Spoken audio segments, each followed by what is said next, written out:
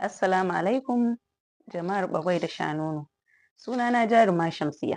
Muna ƙara tallata muku Faruq M Lawan. Faruq M Lawan alkhairi ne, naku ne, namu ne, na kowa ne. Mun gode. Assalamu alaikum jama'ar bagwai da shanono. Kamar yadda kuka sani sunana Gibson ɗan wasan barkwanci. Faruq M Lawal alkhairi ne, namu ne, naku ne, na kowa ne.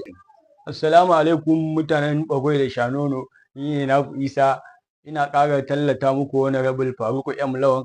Honorable Faruq M Lawan alkhairi ne, naku ne, namu ne, na kowa da kowa ne. Assalamu alaikum, kamar yadda kuka sani sunana T-Boy mai zamani, wanda aka fi sani da ɗan mutan bagwai.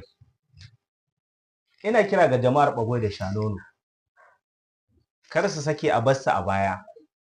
Ga jajirtaccen namijin nan mai kishin bagwai da shanono. Wane ne wannan? Kowa ya san shi ne Honorable Faruq M Lawan.